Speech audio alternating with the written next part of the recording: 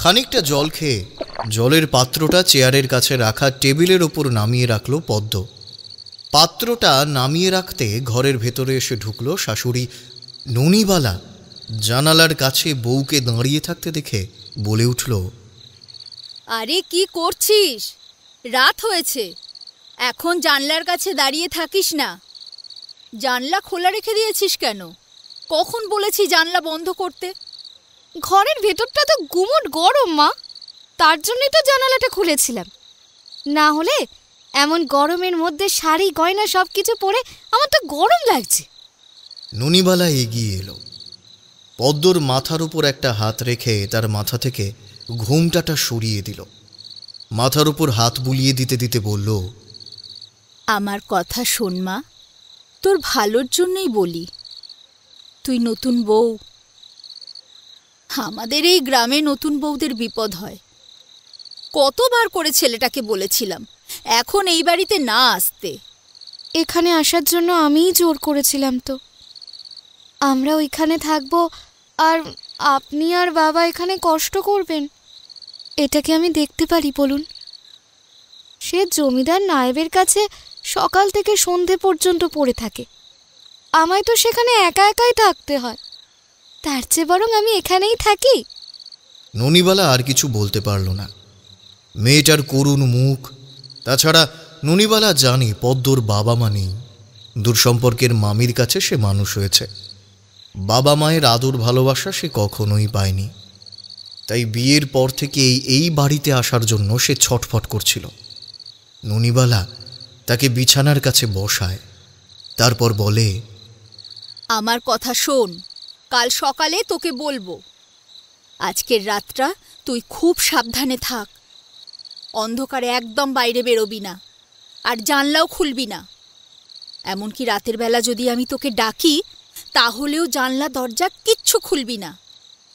এই কথায় পদ্ম অবাক হয়। সেই সময় রান্নাঘরের দিক থেকে পদ্মর শ্বশুরমশাই ননিবালাকে ডাকতেই সে সেই দিকে চলে যায়। ঘরের দরজা বন্ধ করে নিজের কাপড় জামা ছেড়ে তারপর সাধারণ একটা কাপড় জড়িয়ে নেয় পদ্ম। ঘরের ভিতর সত্যি গুমুট। বড় জানালা খুলতে যেতেই ননিবালার বারণ মনে পড়ল, তাই সে আর জানালাটা না খুলে একটু বিরক্ত হয়েই বলল, দূর দূর, ভেবেছিলাম উনিও আমার সঙ্গে আসবেন, কিন্তু তা না করে আমায় একাই পাঠিয়ে দিলেন। এখন আমি এখানে কি করি? বাবা মা যে দুজনেই আমায় বড্ড ভালোবাসে আমি জানি, কিন্তু রাতের বেলা জানালা খোলা রাখবো না, বাইরে যাব না, এসব আবার কি? এখানে আসার পর থেকে অনেক কিছুই ভালো লাগে না। রাতের খাওয়া দাওয়া শেষ করে তাকে ননিবালা নিজের সঙ্গে ঘুমোতে ডেকেছিল, কিন্তু পদ্ম আপত্তি করে। ননিবালা একরকম জোর করেই তার সঙ্গে ঘুমোতে আসে। পদ্মর একদিকে যেমন ভালো লাগে, একদিকে কেমন যেন অস্বস্তি হয়। তাছাড়া নতুন বউ, রাতের বেলা এমনভাবে ঘুমোতে অস্বস্তিটা লেগেই থাকে। তখন অনেক রাত। হঠাৎ করেই ঘুমটা ভেঙে যাওয়ায় পদ্মর মনে হয় যেন কেউ বাইরে থেকে ডাকছে, শ্বশুরমশাইয়ের গলার মতন গলা।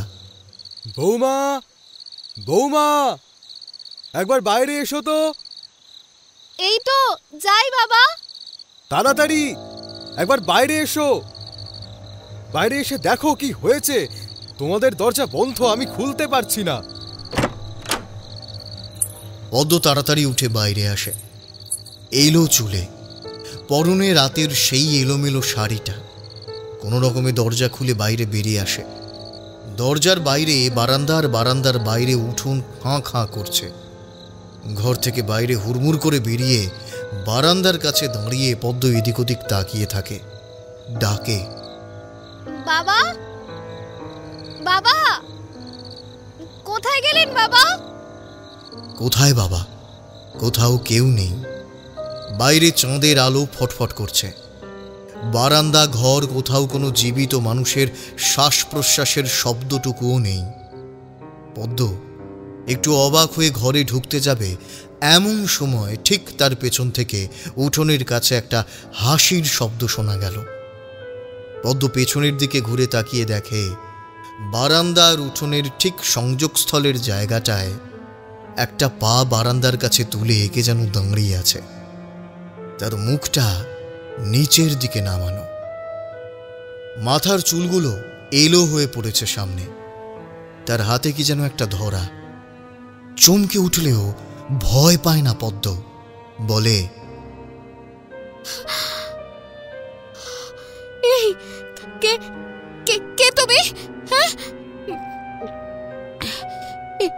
এখানে এখানে কি করছো? খিলখিল করে একটা হাসির শব্দের সঙ্গে সঙ্গে যেন চারপাশটা ভরে যায়। পদ্ম কিছু বুঝে উঠবার আগেই তার একটা হাত চেপে ধরে সামনে এসে দাঁড়ানো সেই মূর্তি। একটা মেয়ের হাত। সে হাতে শাখা পলা সব কিছু পরা রয়েছে, কিন্তু সেই হাতের লম্বা লম্বা নখগুলো পদ্মর হাতের চামড়া মাংস কেটে যেন ভেতরে প্রবেশ করতে থাকে। পদ্ম চিৎকার করতে যায়, কিন্তু তার গলা থেকে কোনো শব্দ বের হয় না। ততক্ষণে সামনের সেই মূর্তিটা আস্তে আস্তে নিজের মুখ তুলেছে উপরের দিকে। পদ্ম অবাক হয়ে তার দিকে তাকিয়ে দেখে দুপাশের মাথার চুল মুখের কাছে এসে পড়েছে। মুখটা সোজা তার দিকেই তাকিয়ে রয়েছে। দুটো চোখ যেন কালো কুচকুচে পাথরের মতো জলজল করছে। মুখের ভেতরে ঠোঁট দুটো, ঠোঁটের বাঁধন ছাপিয়ে যেন বড় বড় দাঁতগুলো বাইরে বেরিয়ে আসতে চাইছে। রোগা ফ্যাকাশে কঙ্কাল সার একটা মুখের ওপর যেন কেউ চামড়া বসিয়ে দিয়েছে। আর তার ডান হাতে যে জিনিসটা এতক্ষণ দেখা যাচ্ছিল সেটা এবার ঝকঝক করে ওঠে। পদ্ম কিছু বুঝে উঠবার আগেই তার হাতের সেই জিনিসটা মাথার উপরে উঠে যায়। ওইদিকে ততক্ষণে কিছু একটা বুঝতে পেরে ননিবালা দরজার কাছে এসে দাঁড়িয়েছে। বাইরে পদ্মার সেই মূর্তিটাকে এমনভাবে দেখতে পেয়ে ননিবালা চিৎকার করে উঠল, ছেড়ে দে, ছেড়ে দে আমার বৌমাকে, ছেড়ে দে। কেন ছেড়ে দেব? জানিস না, এই বাড়িতে, এই গ্রামে নতুন বউ যখন আসে তখন তাকে আমার কাছে একটা হাত দিয়ে যেতে হয়। দরজার কাছ থেকে ওই মূর্তির একটা টানে ততক্ষণে পদ্ম একপাশে সরে এসেছে। ননিবালা ঝাঁপিয়ে পড়ে পদ্মকে ধরার আগেই তার হাতের লম্বা খাঁড়ার মতো জিনিসটা নেমে আসে পদ্মর বাঁ হাতের মাঝামাঝি বরাবর। প্রচণ্ড একটা চিৎকার আর তার সঙ্গে ছিটকে আসা রক্ত। সঙ্গে সঙ্গে সেই মূর্তিটা সরে যায় উঠোনের দিকে। পদ্ম চিৎকার করে কাঁদতে থাকে। ননিবালা চিৎকার করে ওঠেন, ওরে মুখ পুরি, এবার বুঝতে পারলি তো কেন আমি তোকে অন্ধকারে বাইরে বেরোতে বারণ করেছি? এই গ্রামে কোনো নতুন বউ এলে সন্তান না হওয়া পর্যন্ত, কোনো বউ প্রথমবারের মতো এলেই তার উপর নজর পড়ে ওই শয়তানির। এ আমার কি সর্বনাশ হলো রে! পদ্ম যন্ত্রণায় আতঙ্কে জ্ঞান হারিয়ে ফেলেছে। ননিবালার চিৎকার শুনে ততক্ষণে পাশের ঘর থেকে ছুটে এসেছে পদ্মর শ্বশুর হরিনারায়ণ। ব্যাপারটা দেখে সেও কেমন যেন থমকে গেছে। তবে চাঁদের আলোয় তখন সেই মূর্তি এক হাতে খাড়ার মতো সেই ধারালো অস্ত্র আর অন্য হাতে সদ্য কাটা একটা হাত দোলাতে দোলাতে চলে যাচ্ছে বাইরের দিকে। হাত কাটা তান্ত্রিক? কেন, হাত কাটা তান্ত্রিক কখনো দেখনি? আমি কিন্তু একবার এমন এক তান্ত্রিকের সঙ্গে বেশ কিছুদিন একটা নদীর ধারে গাছের তলায় বাস করেছিলাম। সেই তান্ত্রিকের কিন্তু জ্ঞান ছিল অনেক, আর একটা হাত কাটা থাকলেও একটা হাত কিন্তু ভালো ছিল। তবে একটা দুর্ঘটনায় তার সেই হাতটা কাটা গিয়েছিল। হাত কাটা পড়ার আগেই সে অনেক সাধনায় সিদ্ধি লাভ করে ওঠে, তাই খুব বেশি অসুবিধে হয়নি। একটাই অসুবিধে হয়েছিল যে নতুন করে সে আর বেশি কিছু সাধনা করতে পারেনি। যে যে শক্তি তার কাছে ছিল তাই নিয়েই গোটা জীবনটা তাকে কাটাতে হয়েছিল। কেন, এক হাতে সে কি কোনো সাধন করতে পারতো না? দেখো, সাধনার ক্ষেত্রে হাত অতি প্রয়োজনীয়। প্রত্যেক সাধনার মাঝে অর্ঘ্যদান, মন্ত্রোচ্চারণ থেকে শুরু করে বিভিন্ন ক্রিয়াকলাপে দুই হাতেরই প্রয়োজন হয়। এক হাতে যে একেবারেই সাধনা সম্ভব হয় না তা কিন্তু নয়। কিন্তু তাতে সাধকেরও সমস্যা বেশি হয়, বিশেষ বিশেষ কিছু ক্ষেত্রে। এক হাতে সাধনা করতে গেলে সাধকের জীবন সংশয় দেখা যেতে পারে। শরীরে কোনো খুঁত থাকা আর শরীরের কোনো অঙ্গহানি, এই দুইয়ের মধ্যে কিন্তু পার্থক্য বিস্তর। তারানাথের কথা শুনে আমি আর কিশোরী একবার মুখ চাওয়াচাওয়ি করলাম। কিশোরী বলল, আর যে লোকটাকে আমরা দেখতে পেলাম সেই লোকটার কিন্তু দুটো হাতই কাটা, একেবারে কনুইয়ের কাছ থেকে। তবে দেখে মনে হলো অনেকদিন আগেই তার হাত কেটেছে। আমাদের ট্রামে এসে উঠেছিল, বোধহয় রাস্তায় ভিক্ষা টিক্ষা করে। ট্রামের লোকটা আর কিছু বলল না, ট্রামের মেঝের কাছেই এক জায়গায় বসেছিল। লোকটি আবার তাকে একটা সিটে এনে বসিয়ে দিল, ফাঁকা ছিল। না হলে এমন অবস্থায় তাকে সিটে এনে বসানো কখনোই সম্ভব হতো না। অথচ নিচে বসে সে কোনো কিছু ধরেও রাখতে পারত না, প্রবল ঝাঁকুনিতে তার কষ্ট হচ্ছিল। আমাদের আশেপাশে এমন অনেক মানুষ দেখা যায়, বুঝলে, যাদের শরীরের কোনো না কোনো অঙ্গহানি ঘটেছে। তবে জন্ম থেকেই অনেকের এমন অবস্থা থাকে, সেই ক্ষেত্রে কিন্তু তাদের কষ্ট হয় কম। জানি কথাটা শুনতে একটু খারাপ লাগতে পারে, কিন্তু মনে করো কোনো মানুষ তার দুটো পা নিয়ে বছর 20-25 পর্যন্ত চলল, তারপরে হঠাৎ করে তার একটা পা কোনো কারণে শরীর থেকে আলাদা হয়ে গেল। সেই ক্ষেত্রে তার যতটা কষ্ট হবে, তার বদলে কোনো মানুষ একটা পা ছাড়াই যদি জন্মায়, তার কিন্তু কষ্ট হবে কম। বুঝতে পেরেছি, আপনি বলতে চাইছেন তার মনের কষ্টের কথা। যে এক পা না নিয়ে জন্মেছে সে একটা পায়ের কথাই ভাববে, দ্বিতীয় পায়ের কথা সে প্রথম দিকে ভাবলেও আস্তে আস্তে তার অভ্যেস হয়ে যাবে। কিন্তু যার হঠাৎ করেই অঙ্গহানি ঘটেছে তার কষ্ট হবে বেশি। হঠাৎ করেই আমাদের এমন সব কথা বলার একটা অন্য কারণ ছিল। আজ যখন কিশোরী আমার বাড়িতে সকালে এসেছে, তখন গোটা আকাশে রোদ ঝলমল করছে, পথঘাট খটখটে শুকনো। কিশোরী ঘরে ঢুকেই বলল, আজ কিন্তু একটা আশ্চর্য ব্যাপার ঘটে গেছে। আমরা ঠাকুর মশাইয়ের বাড়িতে গল্প শুনতে যাব, অথচ আকাশের অবস্থা দেখো, চমৎকার, একদম পরিষ্কার ঝাঁ চকচকে রোদ্দুর। এই কথাটা কিশোরীর কাছ থেকে শুনতে শুনতে আমার কান পচে গেছে বলা যায়। মাঝে মাঝেই তার কাছে এমন কথা শুনতে হয়, আর শ্রোতারাও বোধহয় আমার মুখে আর কিশোরীর মুখে এমন কথা শুনতে শুনতে বড্ড একঘেয়ে হয়ে পড়েছেন। তবে আর কি করা, সপ্তাহেই একটা দিনই যাওয়ার সময় আমাদের এই রকম কথাবার্তা হয়েই থাকে। আমি বললাম, তাতে কোনো লাভ নেই, চলো আগে যাই। তারানাথের বাড়িতে যাওয়া এবং আসার মধ্যে যদি একবারও বৃষ্টি না হয়, তখন তুমি আমাকে বলবে, বুঝেছো? কিশোরী আর কিছু বলল না। এখন মাসের প্রথম দিক, তাই আমাদের পকেটের অবস্থাও গরম, একটু বাবু আনাও চলে। তাই সোজাসুজি ট্রাম ধরলাম। ট্রামে উঠতেই সেই দুটো হাত কাটা লোককে দেখা গেল। লোকটি চুপ করে বসেছিল ট্রামের মেঝের ওপরে। যে লোকটি আমাদের টিকিট নিতে আসে সেই তাকে ধরে সিটে বসিয়ে দিল। লোকটার চোখ মুখ উজ্জ্বল হয়ে উঠল। আমি বললাম, থাকো কোথায় তুমি? তোমাকে তো এদিকে দেখেছি বলে মনে হয় না। এইখানে থাকি না, কলকাতায় নতুন এসেছি। অনেকে বলেছিল এখানে এলে ভিক্ষা করে খেতে পারবো, তাই এখানে চলে এলাম। আমাদের গ্রামে বাড়িতে থেকে না খেয়ে মরতে হতো। তোমার এমন অবস্থা হলো কি করে? জন্ম থেকেই আমার হাতের এমন অবস্থা ছিল না বাবুরা, সব কিছুই ঠিক ছিল। গ্রামে আমার ভালো বাড়ি ছিল, বিয়েও করেছিলাম, একটা ছেলেও ছিল। এক রাতে মাছ ধরতে গিয়ে জল থেকে কি যেন একটা আমার হাতে লাগলো। তারপর থেকেই হাতের আঙুলগুলো ফুলে উঠতে শুরু করলো। অনেকে বলে বিষধর কিছু কামড়েছিল, কিন্তু সাপের কামড় আমি এর আগেও খেয়েছি, তাতে কিচ্ছু হয় না। ওঝার কাছে গিয়ে ঝাড়ালেই সেই বিষ নেমে যায়। কিন্তু অনেক চেষ্টা করলাম বাবুরা, তেমন কিছু হলো না। ওঝা, বদ্যি, কবিরাজ সব কিছুই দেখালাম। এদিকে আঙুল ছেড়ে এবার হাতে আস্তে আস্তে ফুলতে শুরু করেছে। তখন গ্রাম ছেড়ে অন্য জায়গায় গেলাম। বড় গ্রামে এক বড় কবিরাজের কাছে গেলাম। সে নাকি অনেক কিছু জানে।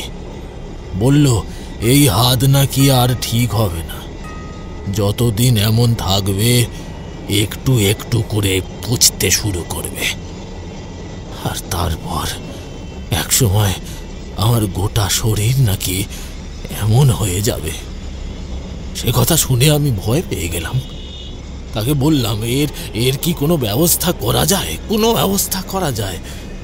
বলল 2 হাত কেটে ফেলতে হবে। সর্বনাশ, 2 হাত কেটে ফেললে মানুষ বাঁচবে নাকি? লোকটা হাসল, তার মুখে ফ্যাকাশে হাসি, চোখের কোণে চিকচিক করছে জল। বলল, আমাদের কই মাছের জান বাবু, অত সহজে আমরা মরি না। কিন্তু 2 হাত কাটা তো কি, কাজ তো আর সবাই করতে পারবে না। কবিরাজ বললেন তিনি এ কাজ করতে পারবেন না, তবে তাড়াতাড়ি করতে হবে। আমি বাড়ি ফিরে গেলাম। বাড়ি ফিরে বউকে আর ছেলেকে সমস্ত কথা বলতে সবাই তো কান্নায় ভেঙে পড়ল। কি আর করা যাবে, ভগবানই বোধহয় আমায় বাঁচিয়ে দিলেন। কিরকম? একদিন আমাদের গ্রামের ধান কলের কাছে কি একটা কাজে গিয়েছি। সেখানে ধান কলে খড় কাটা হয়। খড় কাটার যন্ত্র দিয়ে খড় কাটা হচ্ছিল। আমি সেখানে দেখতে গেছি। এমন সময় কি করে জানো, সেই জাঁতা কলের মধ্যে আমি উল্টে পড়ে যাই।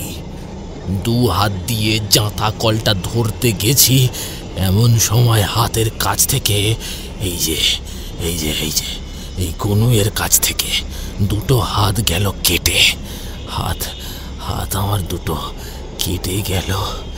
সে কি রক্ত, কি রক্ত! সঙ্গে সঙ্গে তো আমি জ্ঞান হারিয়ে ফেলেছিলাম। আশেপাশের লোকেরা আমায় তুলে নিয়ে আসে। 2 দিন ধরে আমার জ্ঞান ছিল না। ছেলে আর বউ তো ভাবলো আমি আর বাঁচব না।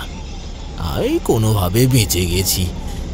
আর তারপরে এই হাত নিয়ে কবিরাজের কাছে ওষুধপত্র এটা ওটা লাগিয়ে কোনো রকমে কনুয়ের কাছ থেকে এমন কাপড় বেঁধে রাখি।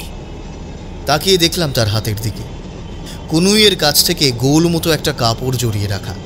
তার মুখে কিন্তু একটা হাসি।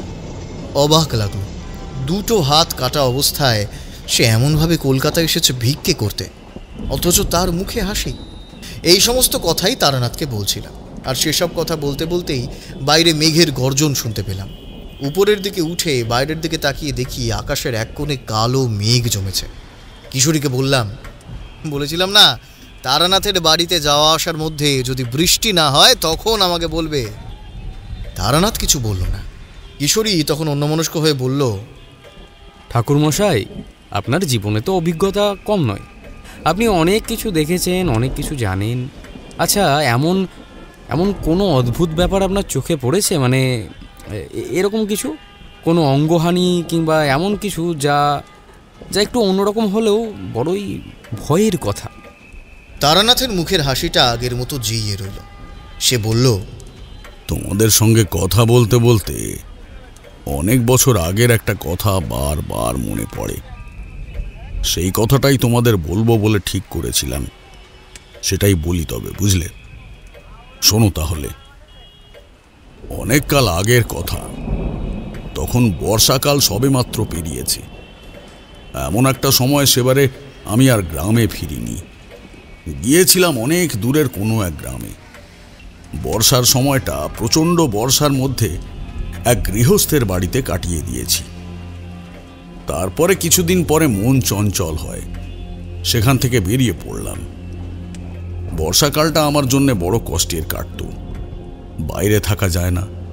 শ্মশানে মশানে রাত কাটালে সারাদিন বৃষ্টিতে ভিজে সে এক অদ্ভুত অবস্থা হয়। বর্ষা তখন সবেমাত্র শেষ হয়েছে।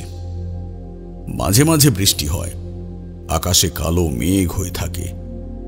জমির মাঝের পথ ধরে হেঁটে যাওয়ার সময় আকাশের দিকে তাকিয়ে দেখলে একপাশে জমা কালো মেঘ আর অন্য পাশের সাদা নীলচে আকাশ দেখে মনটা কেমন করে ওঠে।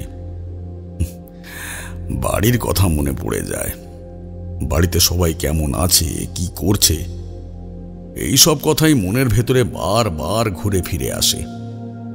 আমি দেখেছি, জানো তো, একা থাকলে এসব কথা বেশি মনে হয়।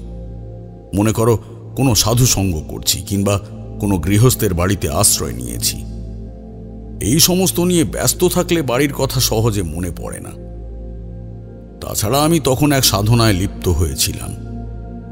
যাকে সেই সাধনার কথা তোমাদের পরে বলবো, তবে সম্পূর্ণ করা হয়ে ওঠেনি। সেই সাধনা অতি নিম্ন স্তরের, কিন্তু সেই সাধনা করে এমন এক ক্ষমতা লাভ করা যায় যা মানুষের হিত সাধনেও কাজে লাগানো যায়।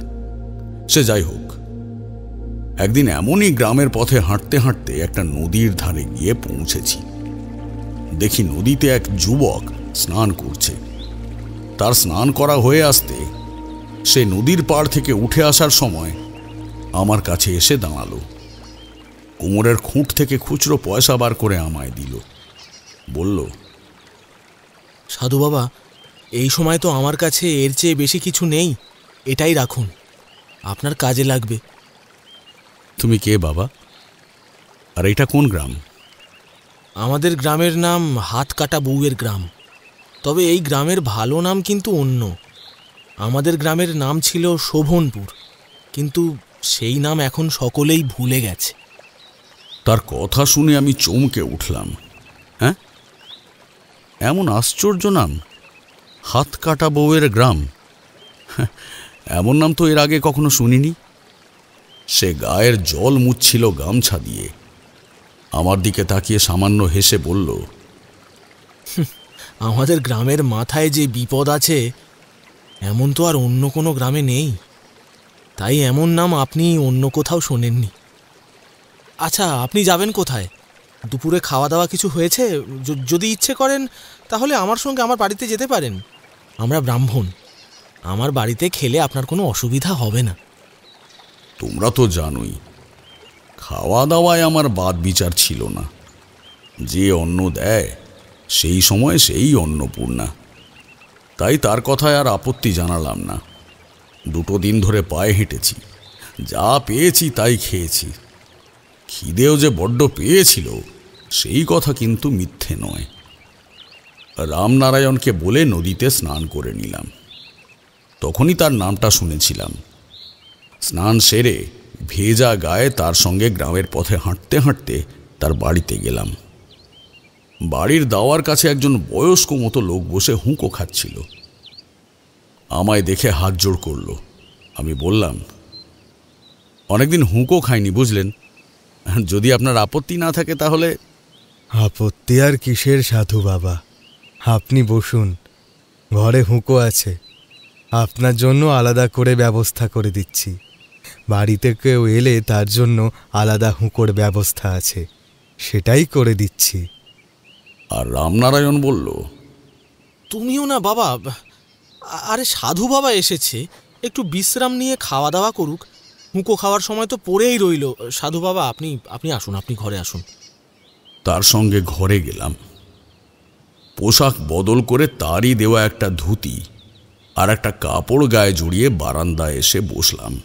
ততক্ষণে হরিনারায়ণের কাছে আরেকটি বউ এসে বাটিতে খানিকটা শরবত রেখে গেছে। এখন শরবত খাওয়ার সময় নয় যদিও, তবুও খেলাম।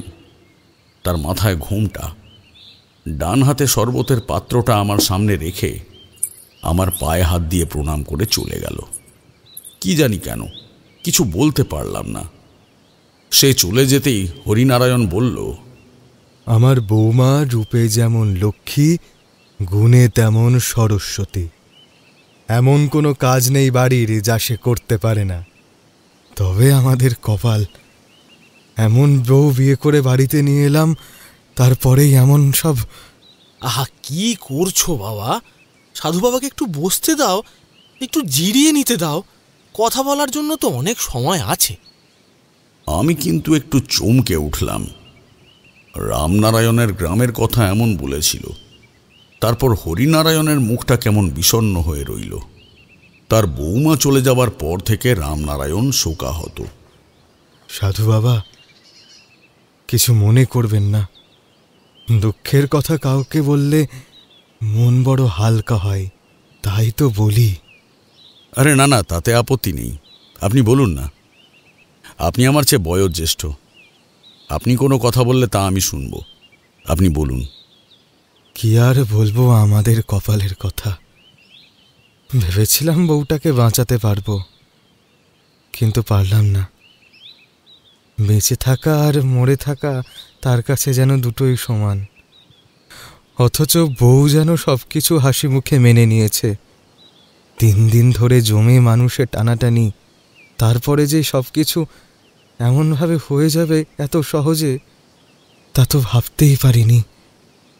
রান্নাঘরের দিক থেকে রামনারায়ণের স্ত্রী পদ্ম আর হরিনারায়ণের স্ত্রী ননিবালার কথা মাঝে মাঝে শুনতে পাচ্ছিলাম। রামনারায়ণ ঘরের ভেতরে গিয়েছিল। হরিনারায়ণ বলল, আমাদের গ্রামের বিপদের কথা আপনাকে বলি সাধু বাবা। আমাদের গ্রামের নাম হাতকাটা বউয়ের গ্রাম। এমনি এমনি নামটা হয়নি। সন্তান না হওয়া পর্যন্ত কোনো বউ আমাদের গ্রামে নতুন এলে তার একটা হাত কাটা যায়।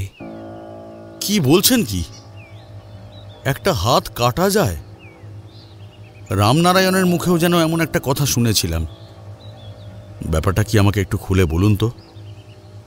প্রথম ব্যাপারটা ঘটেছিল আজ থেকে প্রায় 10 বছর আগে। আমাদের গ্রামে তখন শশী নারায়ণের ছেলে নারায়ণ প্রথম বিয়ে করেছে। নতুন বউ নিয়ে গ্রামে এসেছে। নতুন বউ দেখতে ভারী সুন্দর হয়েছে। আমরা সকলেই তাকে দেখতে গিয়েছিলাম। সবকিছু ভালোভাবেই চলছিল। রাতের বেলা হঠাৎ করে চিৎকার চেঁচামেচিতে আমাদের ঘুমটা ভেঙে যায়। শশী নারায়ণের বাড়ি আমার বাড়ি থেকে 3 বাড়ি দূরে। আমরা ছুটে যাই, আমি ননিবালা সকলেই যাই। আমার ছেলে তখন ঘুমিয়ে। সেখানে গিয়ে দেখি শশী নারায়ণের বৌমা বারান্দার কাছে পড়ে রয়েছে। রক্তে ফেসে যাচ্ছে গোটা বারান্দা। কথায় কথায় জানা গেল কাণ্ডটা কি ঘটেছে। রাতের বেলা কে যেন তার বৌমাকে ডেকেছিল। বৌমা ঘর থেকে বাইরে বেরিয়ে আসে, অথচ দেখতে পাই বাইরে কেউ নেই। বাড়িতে নারায়ণ ছিল না। শশী নারায়ণের স্ত্রী মারা গেছে 2 বছর আগে। শশী নারায়ণ ও তার বৌমা একাই ছিল বাড়িতে। বৌমার চিৎকার শুনে শশী নারায়ণ বাইরে বেরিয়ে এসে দেখে কে যেন একটা তার বউয়ের হাতটা শক্ত করে ধরে ধারালো কিছু একটা দিয়ে হাতটা কেটে নিয়েছে। আর তারপর উঠোনের কাছে দাঁড়িয়ে খলখল করে হাসছে। সেটা যে মানুষ নয় তা বুঝতে শশী নারায়ণের বেশি সময় লাগেনি। ভয়ে আতঙ্কে সে পাথরের মতো হয়ে গিয়েছিল। তারপর সে চলে যেতে এগিয়ে এসে দেখে বউ বারান্দার কাছে পড়ে রয়েছে আর হাতটা কাটা গেছে। তখনও সে ছটফট করছে। একটু পরে সে শান্ত হয়ে যায়। কবিরাজ খবর পেয়ে এসে তাকে পরীক্ষা করে বলে, হাত কাটার যন্ত্রণাতেই সে বউ মারা গিয়েছে। গোটা গ্রামে কেমন যেন একটা শোক নেমে আসে। সে রাতেই বউয়ের মৃতদেহ গ্রামের শ্মশানে পুড়িয়ে দেওয়া হয়। তারপর থেকে গ্রামে শুরু হয়েছিল এমন এক অদ্ভুত ব্যাপার, তা কেউ কোনোদিন ধারণা করতে পারেনি। তার মানে আপনি বলতে চাইছেন মানুষ নয় এমন কিছু একটা শশী নারায়ণের বৌমার হাত কেটে দিয়েছিল? আমরা তো ভেবেছিলাম বিপদ একবারই হয়েছে, কিন্তু তারপরে আসল বিপদ শুরু হলো। 1 বছরের মধ্যে গ্রামে 2টো নতুন বিয়ে হলো। আর 2 ক্ষেত্রেই দুজনের হাত কেটে নেয় কেউ একটা। কে কেটে নিয়েছে তাকে ভালোভাবে বোঝা যায় না। তবে যারা তাকে দেখেছে এক বিভৎস মূর্তির কথা বলেছে। কালো পাথরের মতো তার চোখ, মুখে বড় বড় দাঁত, তার হাতে লম্বা দাঁয়ের মতো কিছু একটা থাকে। সেটা দিয়ে সে সবার হাত কেটে ফেলে। এভাবেই শুরু হলো। তারপর থেকে গ্রামে নতুন বিয়ে করে আর কেউ এখানে আসতে চায় না, অন্য গ্রামে গিয়ে থাকে। সন্তান হলে তারপরে ফিরে আসে। এইভাবেই গোটা গ্রাম সবকিছু ভুলে গিয়েছিল সাধু বাবা। কিন্তু আমার ছেলে রামনারায়ণের বিয়ের পর সে পাশের গ্রামে জমিদারের দেওয়া ঘরেই থাকত তার বউকে নিয়ে। কিন্তু আমার বৌমা পদ্ম, তার বাবা মা ছোটবেলায় মারা গেছে। সে মামির কাছেই মানুষ হয়েছে। সে আমাদের কাছে আসার জন্য জেদ করলে তাকে রামনারায়ণ পাঠিয়ে দিয়েছিল এইখানে। যেদিন তাকে পাঠাই সেই রাতে অনেক চেষ্টা করেও আমরা তাকে বাঁচাতে পারিনি। দেখলেন না, সে এক হাতে আপনাকে শরবত দিয়ে গেল, ওর অন্য হাতটা দেখেছিলেন? হরিনারায়ণের কথায় আমি চমকে উঠলাম। তাই তো, পদ্মর একটা হাতই আমি দেখতে পেয়েছিলাম। আর তাছাড়া প্রণাম করার সময়ও সে এক হাতেই প্রণাম করেছিল। চমকে উঠে বললাম, তার মানে আপনার বৌমা পদ্মর একটা হাত কাটা? কিন্তু সেটা কি করে হলো? এমন সময় ঘর থেকে রামনারায়ণ বেরিয়ে এসেছিল। সে বলল, সাধু বাবা, পদ্মর সামনে এসব কথা বলবেন না, তাতে সে দুঃখ পায়। তাই আমি আপনাকে তখন সে কথা বলিনি। এমন কাণ্ড ঘটে গিয়েছিল এক রাতের বেলা, তখন আমি এখানে ছিলাম না, আমার বাবা মা এখানে ছিলেন। কিন্তু পদ্ম বড় দুরন্ত, সে কারোর কথা শোনে না। রাতের বেলা কার যেন ডাক এসে বাইরে বেরিয়ে গিয়েছিল, আর তারপরেই এমন অবস্থা হয়েছে। কিন্তু শুধুমাত্র গ্রামে প্রবেশ করা কোনো নতুন বউয়ের ক্ষেত্রেই এমনটা হয়, আর কারোর কিছু হয় না? না ঠাকুরমশাই, এসব কেন হয় আমি তা নিজেও জানি না। সাধু বাবা, কাল আমি এখান থেকে পাশের গ্রামে চলে যাব। আমার জমিদার, যার কাছে মানে নায়েবের কাছে আমি কাজ করি, সেখানে আপনি আমার সঙ্গে যেতে পারেন। সেই জমিদার মশাই আপনাকে দেখলে বড় খুশি হবে। বুঝতে পারছিলাম রামনারায়ণ কথা ঘোরাবার জন্য এইসব কথা বলছে। আমি আর কিছু বললাম না। বিকেলের দিকে রামনারায়ণের সঙ্গে ঘর থেকে বেরিয়ে গ্রামের পথে এদিকে ওদিকে ঘুরছি। গ্রামের নাম শোভনপুর। গ্রামে বড় নদী, খোলা জমি, মাঠ, ধানের জমি থেকে শুরু করে আরও অনেক কিছু আছে। ঘুরতে ঘুরতে লক্ষ্য করলাম গ্রামের লোকেরা মাঝে মাঝে আমার দিকে তাকিয়ে দেখছে। রামনারায়ণকে সে কথা বলতে সে বলল, সাধু বাবা, আপনি রাতের বেলা এই গ্রামে থাকবেন না, আপনি অন্য কোথাও চলে যান, গ্রামের বাইরে চলে যান, কাল সকালে আবার ফিরে আসবেন। তার কথায় অবাক হয়ে বললাম, কেন? এমন কথা বলছো কেন? রামনারায়ণ একবার ইতস্তত করে বলল, না মানে দেখলেন না, গ্রামের লোকেরা আপনার দিকে কেমনভাবে তাকাচ্ছে। আসলে এই গ্রামে কোনো সাধুতান্ত্রিক প্রবেশ করুক, এটা আমাদের গ্রামের পক্ষে ভালো নয়। যে রাতে গ্রামের মধ্যে এমন কেউ থাকে, সেই রাতেই ও আবার ফিরে আসে, সেই হাত কাটা বউ। রামনারায়ণের কথা শুনে যেন চমকে উঠলাম। তেমন মনের মধ্যে একটা কৌতূহল হলো। বললাম, তাহলে তুমি আমায় এইখানে নিয়ে এলে কেন? গ্রামের বিষয়ে একটা গল্প শুনেছিলাম, তাও পাশের গ্রামের জমিদারের কাছে।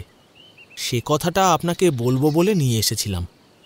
তাছাড়া কোনো সাধুতান্ত্রিকই একমাত্র পারবে আমাদের এই গ্রামের মাথা থেকে ওই বিপদকে সরিয়ে ফেলতে। এ কথা অনেক আগেই শুনেছি, কিন্তু এই গ্রামে যেই সাধুতান্ত্রিক এসে থেকেছে, রাতের বেলা সে ভীষণ ভয় পেয়েছে। প্রথমে আপনাকে নিয়ে এসেছিলাম, তাই আপনাকে সে কথা বলবো বলে, কিন্তু পরে মনে হলো আপনাকে সে কথা বলে আপনাকে আবার বিপদে ফেলা হয়, তাই আপনাকে বললাম না। দেখো রামনারায়ণ, বিপদের মোকাবিলা করার মতো ক্ষমতা আমার আছে। সে যদি রাতের বেলা এসেও থাকে, তাহলে তাকে কিভাবে আটকাতে হয় সে কথা আমি খুব ভালো করেই জানি। তোমার যদি ইচ্ছে হয় তাহলে তুমি আমায় এখানে রাখতে পারো। রামনারায়ণ আমার কথায় যেন বেশ খুশি হলো। চট করে আমার হাতটা চেপে ধরে বলল, আমার পরিবারে যা হয়েছে হয়েছে, কিন্তু আমাদের এই গ্রামের নাম হাত কাটা বউয়ের গ্রামের বদলে শোভনপুর হয়ে যাক, তা আমি চাই। আপনি আমায় সাহায্য করুন। কাল সকালে আপনাকে আমি জমিদারের কাছে নিয়ে যাব। জমিদার মশাই আপনাকে সে কথা বলবে, তবে আজকের রাতটা আপনি খুব সাবধানে থাকবেন। একটানা এতক্ষণ কথা বলে তারানাথ চুপ করতে আমি আর কিশোরী চুপ করে অপেক্ষা করতে লাগলাম তার গল্পের জন্য। বাইরে বৃষ্টি পড়তে শুরু করেছে। তারানাথের কথায় ছাগল তাড়ানো বৃষ্টি থেকে শুরু করে সে বৃষ্টির বেগ একটু একটু করে বাড়ছে। কিশোরী বলল, তার মানে রামনারায়ণ আপনাকে কিছু একটা ভেবে চিন্তেই সেই গ্রামে নিয়ে গিয়েছিল। তারপর কি হলো?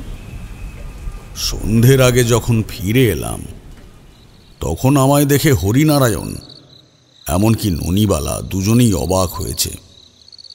ননিবালা বলল, কিছু মনে করবেন না সাধু বাবা, আপনার ভালোর জন্যই কথাগুলো আমি বলেছিলাম। আপনি যদি এখানে থাকতে চান তাহলে আমার কোনো আপত্তি নেই। আমি পদ্মর সঙ্গে একবার কথা বলতে চাই। পদ্ম কি আমার সঙ্গে এই ব্যাপারে কথা বলবে? মেয়েটা বড় শক্তপোক্ত, শান্ত। নিজের সঙ্গে হওয়া ওই ঘটনা সব কিছু সে যেন ভুলে গেছে, কিছুই বুঝতে পারি না। আপনি তার সঙ্গে কথা বলে দেখুন। পদ্মর সঙ্গে একটা ঘরে বসেই আমি কথা বললাম। দু একটা কথার পর পদ্ম বলল, সেদিন রাতে যে ঠিক কি হয়েছিল তার সব কিছু আমার এখনো অক্ষরে অক্ষরে মনে আছে। কিন্তু বিশ্বাস করুন সাধু বাবা, আমার যেন মনে হয়েছিল বাইরে থেকে বাবা আমাকে ডেকেছেন, আর তার জন্যই আমি বাইরে গিয়েছিলাম। বাইরে বেরিয়ে কি দেখলে? বাইরে বেরিয়ে দেখলাম একটা মেয়ে দাঁড়িয়ে আছে, তার পরনে গ্রাম্য কায়দায় পরা কাপড়, মাথার চুলটা এতটাই বিভৎস যে ওই মাথার চুলে মুখটা প্রায় ঢেকে গেছে। আগো, কি ভয়ঙ্কর তাকে দেখতে! আর তার হাতে একটা বড় ধারালো কিছু, ওই ধারালো দায়ের মতো কিছু ছিল। সে যখন আমার হাত ধরেছিল, আমি তার হাতে শাঁখা পলা চুড়ি, হ্যাঁ দেখেছিলাম, ওই বিবাহিত মেয়েদের হাতে যেমন শাঁখা পলা চুড়ি গয়না থাকে ঠিক তেমন। তারপর? তখন বাইরে চাঁদের আলো রয়েছে, সেই চাঁদের আলোয় সে আমায় ধরল। আমি অনেক চিৎকার করার চেষ্টা করেছিলাম সাধু বাবা, কিন্তু এমন কি হলো আমার মুখ থেকে চিৎকারই বেরোলো না। মা ঘর থেকে বাইরে বেরিয়ে আমার কাছে আসতেই সে তারই হাতের ধারালো দায়ের মতো জিনিসটা দিয়ে আমার হাতের ওপর একটা কোপ দিল। সঙ্গে সঙ্গে আমার হাতটা কেটে গেল।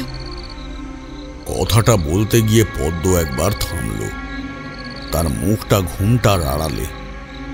বুঝতে পারছিলাম পদ্ম ভীষণ কষ্ট পাচ্ছে কথাগুলো বলতে, কিন্তু আমার জানা দরকার। তাই বললাম, তোমার হাত কেটে ফেলবার পরে সে কি করলো? আমার হাতটাকে এক হাতে ঝুলিয়ে সে নিয়ে চলে গেল। পরদিন সকালে দেখেছিলাম আমার রক্ত বাড়ির বাইরে পর্যন্ত গিয়েছে, তারপরে যেন হাওয়ায় মিলিয়ে গেছে। মনে মনে ভাবলাম, অবাক কাণ্ড। প্রথমত এইভাবে হাত কেটে নিয়ে যাওয়া, আর তারপরে সেই হাত সঙ্গে করে নিয়ে যাওয়া। কিন্তু কেউ নতুন বউয়ের কাটা হাত নিয়ে করবেটা কি?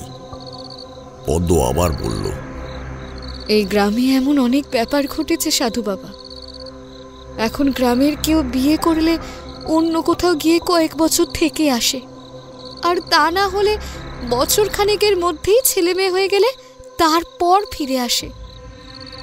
বুঝতে পারছেন সাধু বাবা, আমিও তো অনেক স্বপ্ন নিয়ে এই গ্রামে এসেছিলাম বলুন। নতুন বাবা মা পাবো, স্বামীর ঘর করব, সবাই খুব ভালো, কিন্তু এমন একটা ব্যাপার যে হয়ে যাবে। আমায় একটু সময় দাও মা। তোমাদের গ্রামে যাতে এমন বিপদ আর কারোর সাথে না হয় সেই চেষ্টা আমি করব। সেই রাতের কথা তুমি কিছু মনে রেখো না, বুঝলে? আমায় একটু সময় দাও। পদ্ম চলে গেল। রাতের খাবার খেয়ে আমরা যে যার মতো ঘুমোতে গেলাম। এই বাড়িতে পাশাপাশি 3টে ঘর। এক ঘরে ঘুমোলো ননিবালা আর পদ্ম, এক ঘরে ঘুমোলো হরিনারায়ণ আর রামনারায়ণ, আর এক ঘরে আমার জন্যে ব্যবস্থা হলো। বিছানাতেই বলেছিল, কিন্তু আমি তাতে শুতে রাজি হলাম না। মোটা কম্বল বিছিয়ে তার উপরে শুয়ে পড়লাম। পায়ের কাছে খোলা জানালা, মাথার কাছে দরজা বন্ধ, একটা হ্যারিকেন মাথার কাছে রাখা। মনের ভেতরে অনেক চিন্তা ভাবনা নিয়ে একসময় ঘুমিয়ে পড়েছিলাম। হঠাৎ করে মনে হলো কে যেন আমায় ডাকছে। ঘুমটা ভাঙতে প্রথমে কিছু বুঝতে পারলাম না। তারপর হঠাৎ কান খাড়া করে শুনতে পেলাম বাইরে থেকে রামনারায়ণ আমায় ডাকছে। কিন্তু রাতের বেলা তো আপনার বিপদের কথা বলেছিল রামনারায়ণ, তাহলে সে রাতের বেলা আপনাকে ডাকবে কেন? ঘুম ভেঙে উঠে কথাটা কিন্তু একবারের জন্য আমার মাথায় আসেনি। যদি আসতো তাহলে হয়তো এমন একটা ব্যাপার ঘটতো না। আমিও সঙ্গে সঙ্গে সাড়া দিলাম।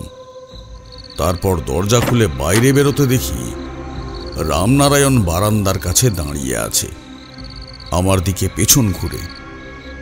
আমি বললাম,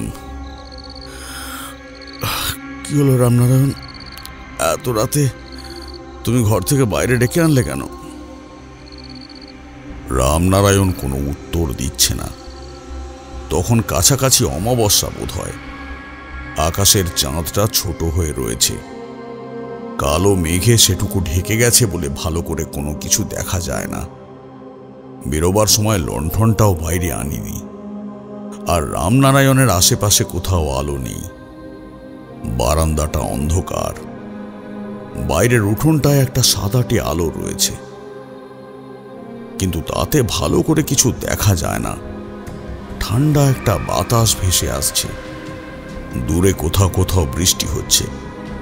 বাইরে ঝিঝি পোকার ডাকটুকু আর নেই।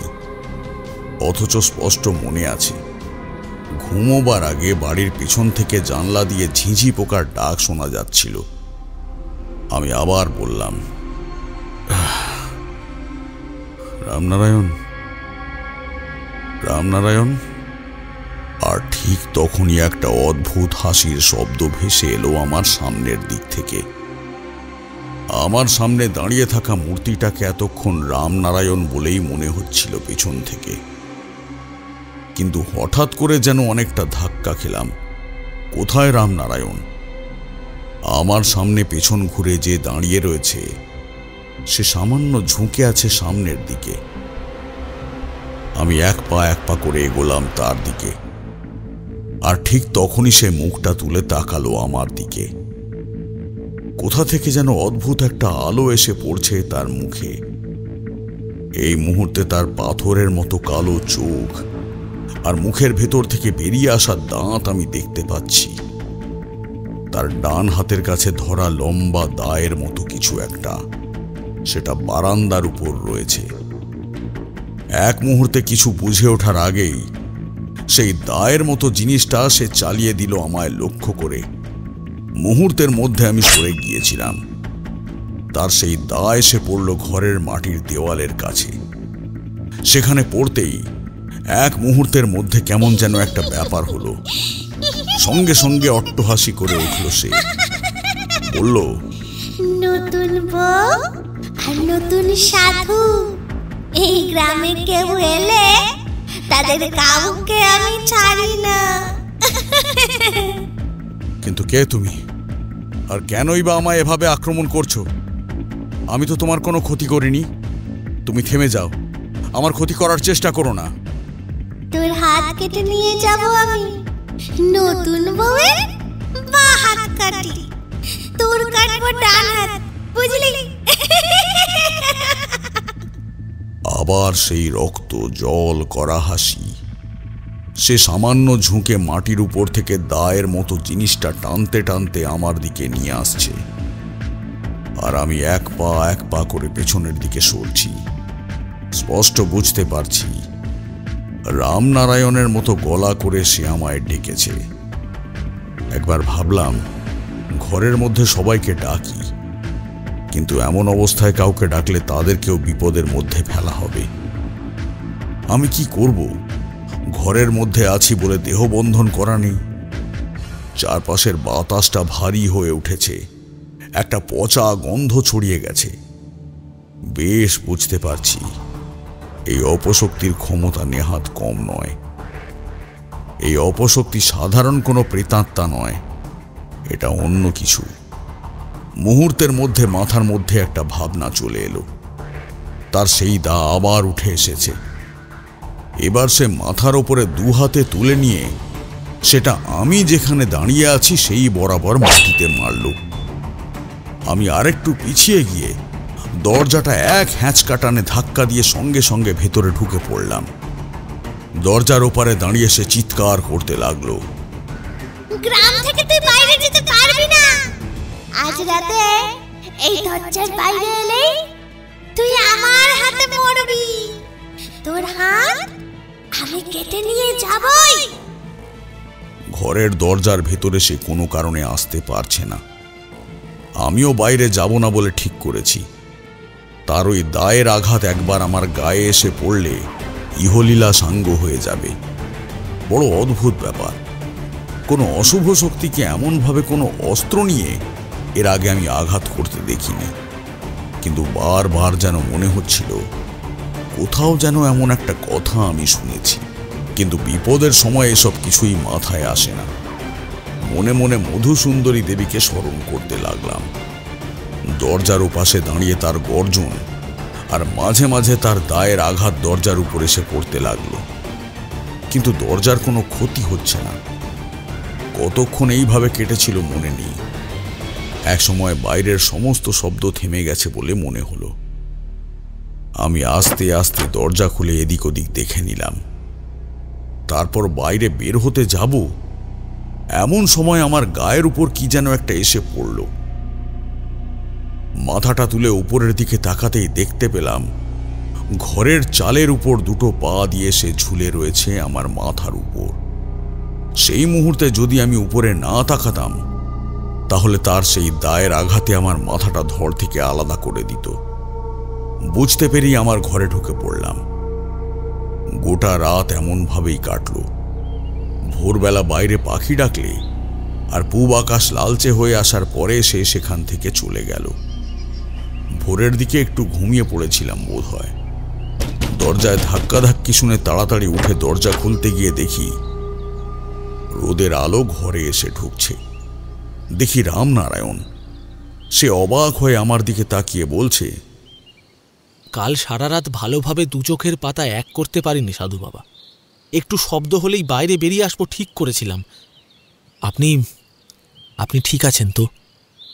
রামনারায়ণকে কিছু না বলে বাইরে বেরিয়ে এলাম।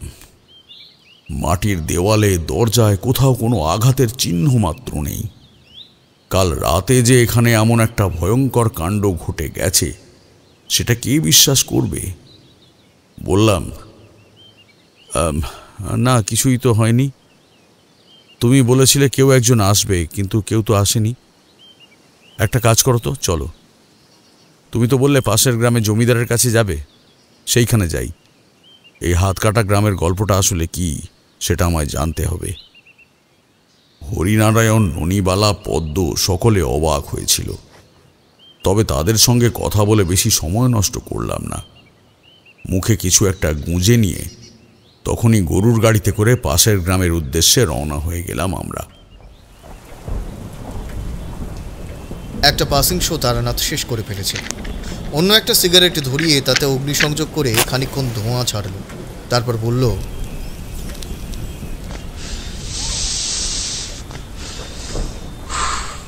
হাতে অমন লোহার একটা দা আর এমন বিভৎস মূর্তি যার হাতে শাঁখা পলা রয়েছে, এমন কোনো অশুভ শক্তির কথা আমি শুনেছিলাম বলে মনে পড়ছিল না। কিন্তু কোথাও যেন একটা মিল পাচ্ছিলাম। গরুর গাড়িতে গোটা পথে সেটাই ভাবতে ভাবতে গেলাম। পাশের গ্রামের নাম জব্বলপুর। সেই গ্রামের জমিদার কিন্তু আমায় দেখে বেশ খুশি হলো। বিশাল বড় বাড়ি, দোতলা বাড়ি, বাড়ির চারপাশে অনেকটা জায়গা নিয়ে উঁচু পাঁচিল, ধানের গোলা থেকে শুরু করে খামার, অনেক কিছুই রয়েছে। পেছনের দিকে বড় একটা পুকুর আছে। জমিদার মশাই আমায় বললেন, সাধু বাবা, আমার সঙ্গে পুকুরের কাছে আসুন। আজ মাছ ধরার দিন ঠিক হয়েছে। মাছ ধরতে ধরতে আপনার সঙ্গে কথা বলবো। তোমরা তো আমার মাছ ধরার অভ্যাসের কথা জানোই। গ্রামে থাকতে থাকতে অনেক মাছ আমি ধরেছি। তারপর গ্রামে মাঝে মাঝে ফিরলেও মাছ আর ধরতাম না, তাই আমিও কৌতূহলী হলাম। এখানে যে ওই কথাটা জানতে এসেছিলাম তা যেন ভুলে গেলাম। রামনারায়ণ তার কাজে চলে গেল। জমিদার মশাই মাছ ধরছে, আর আমি তার পাশে বসে জমিদার মশাইয়ের তৈরি করে দেওয়া হুঁকোতে গুপ গুপ করে টান দিচ্ছি। একসময় জমিদার মশাই বলল, কতবার রামনারায়ণকে বলেছি পরিবার নিয়ে আমার এখানে চলে আসতে। এই গ্রামে আমার অঢেল জমি জমা রয়েছে, অনেক কিছুই তো আছে। এখানে এসে বাস করলে ওর কোনো অসুবিধা হওয়ার কথা না।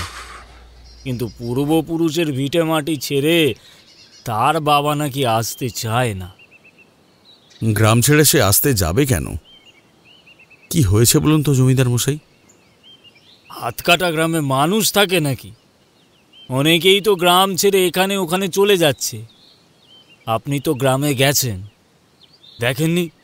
অনেকগুলো বাড়ি তো এমনি ফাঁকা পড়ে আছে। ঠিক বলেছেন, এমনটা মনে হয়েছিল, যদিও রামনারায়ণ সবকিছু বলেনি। রামনারায়ণ ভালো ছেলে, গ্রামের বদনাম সহজে করতে চায় না, এসব কথাও কাউকে বলতে চায় না।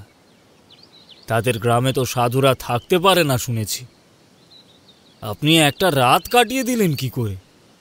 অবশ্য সেই কথা উড়িয়ে দিয়ে আসল কথা জানতে চাইলাম।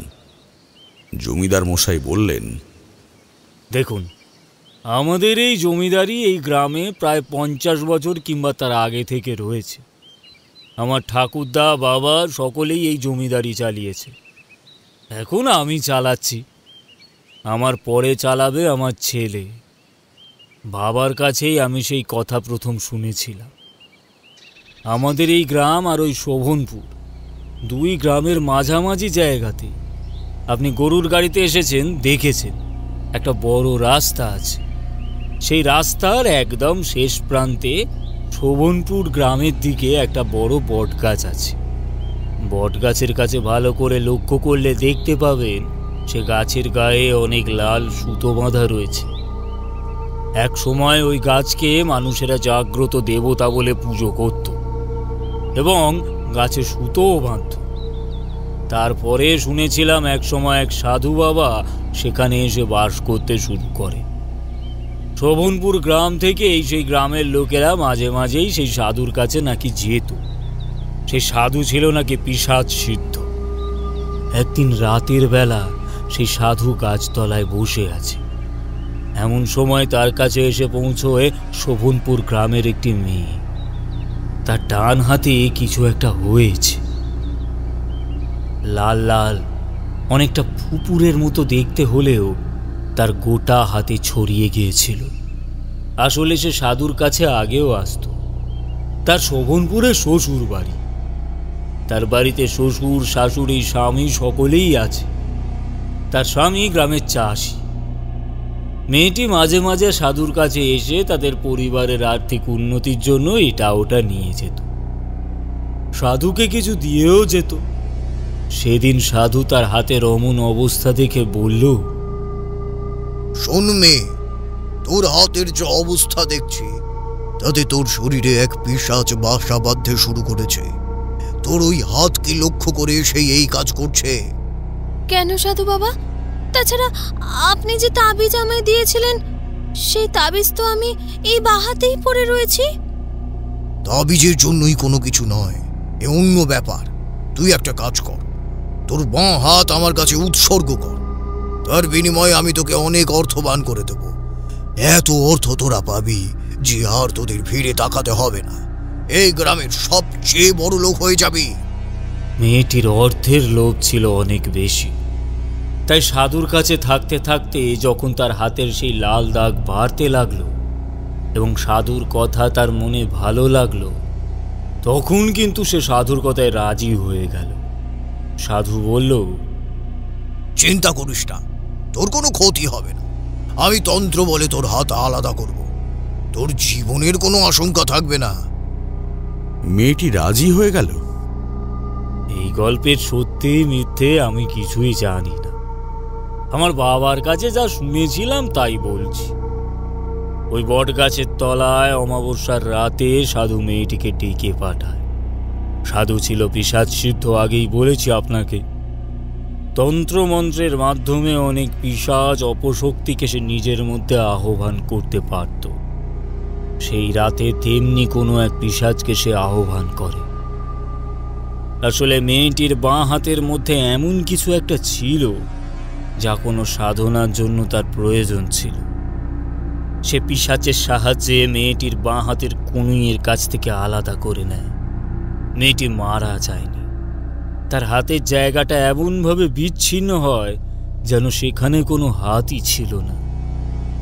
এর বিনিময়ে সে একটা তাবিজ পায় তার ডান হাতে।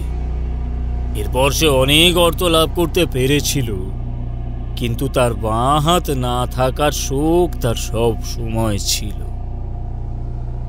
তারপর এই গল্পটা অনেকেই জানে না, এমনকি ওই মেয়েটির কথাও অনেকে জানে না। কারণ এখানে অনেক অর্থ লাভ করার পর তারা এই গ্রাম ছেড়ে অন্য কোথাও চলে গিয়েছিল। কিন্তু তারপর প্রায় 3 বছরের মাথায় ওই মেয়েটির মৃত্যু হয়। মৃত্যুর আগে নিজের বাঁ হাত না থাকার জন্য সে অনেক আফসোস করেছিল। এবার দুটো ব্যাপার ঘটতে পারে সাধু বাবা। হয়তো যে পিশাচকে দিয়ে সেই তান্ত্রিক ওই মেয়েটির বাঁ হাত উপড়ে নিয়েছিল, সেই পিশাচটি তার আশেপাশে সব সময় থাকত। মৃত্যুর পরেই তার আত্মাকে সে কোনোভাবে কবজা করে। তারপর তাকে কাজে লাগিয়ে এই গ্রামে নতুন বউদের বাঁ হাত সে কেটে নিয়ে যায়। তারপর সেটা নিয়ে গিয়ে কোথায় কি কি করে তা জানি না। আমিও এমন কথাই ভেবেছিলাম, কিন্তু এখানে কি আমাদের কিচ্ছু করার নেই জমিদার মশাই? মানুষ হলে তার বিরুদ্ধে কিছু করার ক্ষমতা আমাদের ছিল সাধু বাবা, কিন্তু এ তো মানুষ নয়, এদের সঙ্গে লড়াই করব কি করে? গ্রাম ছেড়ে দেওয়া ছাড়া আর তো কোনো উপায় নেই। শুনেছি 2 দিনের মধ্যেই সেই গ্রামে একটা বিয়ে হতে চলেছে। গ্রামের অবস্থাপন্ন চাষি নিমাইয়ের ছেলের বিয়ে। নিমাই এবং তার পরিবার এইসবের কিছুই মানে না। সে জোর করে বিয়ে দিয়ে নাকি বউকে নিয়ে বাড়িতে আসবে। দেখুন, আপনি কিছু করতে পারেন নাকি? মাঝে মাঝে আমাদের কাছে একটা পথ হঠাৎ করেই খুলে যায়। নিমাইয়ের কথা শুনে আমার মনে হলো তেমনভাবেই যেন পথটা খুলে গেছে। সেখানে দুপুর পর্যন্ত রইলাম। জমিদার মশাইয়ের সঙ্গে মাছ ধরে দুপুরে বেশ ভালো খাওয়া দাওয়া, এমনকি বিকেলের দিকে রামনারায়ণ ফিরবে না জানতে পেরে আমাকে গরুর গাড়ির ব্যবস্থা করে জমিদার মশাই নিজেই পাঠিয়ে দিলেন। সঙ্গে একজন লোক দিয়ে দিলেন, সে নিমাইয়ের বাড়িতে আমায় নিয়ে গিয়ে কথা বলিয়ে দেবে। নিমাইয়ের বাড়িতে যখন গেলাম তখন বিকেল। নিমাই আমায় দেখে একটু চোখ কুঁচকে বলল, আপনাকে তো রামনারায়ণের বাড়ি দেখেছি, সেখানে আপনি কি করছিলেন? রামনারায়ণের বাড়িতে আমি এসে উঠেছিলাম। গ্রামের বিপদের কথা সমস্ত শুনেছি। 2 দিনের মধ্যে আপনার ছেলে বিয়ে করে নতুন বউ নিয়ে বাড়িতে ফিরবে। এত বিপদের মধ্যেও আপনি নতুন বউকে বাড়িতে নিয়ে আসতে চাইছেন? দেখুন সাধু বাবা, আমি ওসব কিছুই মানি না। বাড়িতে প্রতিষ্ঠিত কালীমা রয়েছে, কালীমা থাকতে আমার বৌমার ক্ষতি কেউ করতে পারবে না। বাড়ির ভেতরে আমি ওকে প্রবেশ করতেই দেব না। আপনি যখন এসেছেন তখন আপনাকেও বিফল করব না। আপনি 2 দিন আমাদের বাড়িতে থাকুন, বউ এলে তারপর একটা রাত কেটে গেলে আপনি না হয় চলে যাবেন। শুনেছি এই গ্রামের সাধুরাও থাকতে পারে না, আপনি তো একদিন থেকেছেন। মনে হলো এ যেন মেঘ না চাইতে জল। আমি তো নিমাইয়ের আশেপাশে থাকার কথাই ভেবেছিলাম। তার বাড়িতে থাকতে পেয়ে খুশি হলাম। লোকটিকে হরিনারায়ণের বাড়িতে খবর দিতে বলে তারপর তাকে ফিরে যেতে বললাম। নিমাইয়ের বাড়িতে দেখতে দেখতে 2 দিন কেটে গেল। তার বাড়িতে তার স্ত্রী, 2 ছেলে সকলে রয়েছে, কিন্তু তাদের সঙ্গে খুব একটুও মেলামেশা করলাম না। এর মাঝে হরিনারায়ণের বাড়িতেও একবার গিয়েছিলাম। সেদিন দুপুরের দিকে নিমাইয়ের ছেলে নিতাই নতুন বউ বিয়ে করে বাড়ি ফিরল। আমায় দেখে একটু অবাক হলেও দুজনেই প্রণাম করল। নিতাই বলল, বাবা, আমার বউয়ের যেন কোনো ক্ষতি না হয়। দরকার হলে অন্য গ্রামে গিয়ে আমি থাকতে রাজি আছি, বছর পরে ফিরে আসবো, তখন তো আর কোনো অসুবিধা হবে না। কিন্তু গ্রামের সবাইকে আমি বড় মুখ করে বলেছি আমার ছেলে বউ নিয়ে বাড়িতে ঢুকবে। মা কালীর ওপর আমার বিশ্বাস আছে, মা কালী আমাদের কোনো ক্ষতি করতে দেবে না। তুমি যা ভালো বোঝো। সাধু বাবা আছেন যখন আমি একটু মনে ভরসা পাই। মা কালী আছে, তোমরা সবাই আছো, দেখি। নতুন বউ কিন্তু আমার সামনে একবারই এসেছিল, তারপরে সে ঘরেই রইল। প্রায় সন্ধে পর্যন্ত তার ঘরে মেয়ে মানুষেরা রইল। সন্ধ্যার একটু আগে আমি নিতাইকে নিয়ে তার ঘরে গেলাম। বললাম, বৌমা, তোমার কোনো অসুবিধা হচ্ছে না তো? আমার একটা কথা শোনো, রাতের বেলা বাইরে থেকে কেউ যদি তোমায় ডাকে তাহলে কিন্তু একদম বাইরে বেরোবে না। আমার ভীষণ ভয় করছে সাধু বাবা। এই গ্রামে না এলেও তো হতো, আমরা তো অন্য জায়গায় ভালোই ছিলাম। কেন যে শুধু জোর করে এখানে নিয়ে এলো আমাদের? নিতাইয়ের সঙ্গে আমার কথা হয়েছে। সে আসলে এই গ্রামের মানুষদের মন থেকে ভয় ভাঙাতে চায়, বিপদটাকে কাটাতে চায়। সে যা করতে চায় তা ভালো, কিন্তু তাতে বেশ ঝুঁকি রয়েছে। তোমার বিপদ হতে পারে, আর শুধু তোমার নয়, এ বাড়ির সকলেরই বিপদ হতে পারে।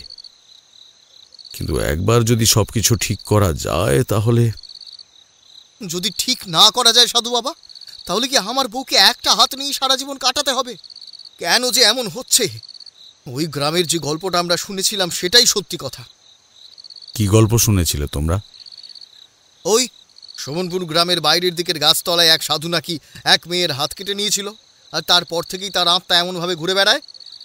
বুঝতে পারলাম, একটাই গল্প ছড়িয়ে ছিটিয়ে এমনভাবে 2 গ্রামে ছড়িয়ে রয়েছে। জমিদার মশাইয়ের কথা সত্যি না নিতাইয়ের কথা সত্যি তা জানি না। দেখতে দেখতে রাত হয়ে গেল, আর সেই দিন রাতে যে ভয়ানক ব্যাপার ঘটেছিল তা থেকে ওদেরকে রক্ষা করার মতো ক্ষমতা আমার ছিল না। কিন্তু শেষ মুহূর্তে যা ঘটেছিল সেটাই তোমাদের বলা দরকার। তারানাথ চুপ করল। গল্পটা যে প্রায় শেষের দিকে চলে এসেছে সেটা বুঝতে পেরে আমি বললাম, সেই রাতে কি হলো? আচ্ছা, একটা কথা আমাকে বলুন, আমি বুঝতে পারলাম না, এই গ্রামে এত বিপদ চলছিল, এত কিছু হচ্ছিল, তারপরও নিতাই নামের ওই লোকটি কেন তার ছেলে আর বউকে এই গ্রামে নিয়ে আসতে চাইছিল? সবকিছুই ভাগ্য। আসলে ভাগ্য মাঝে মাঝে অনেক কিছু নির্ধারণ করে দেয়।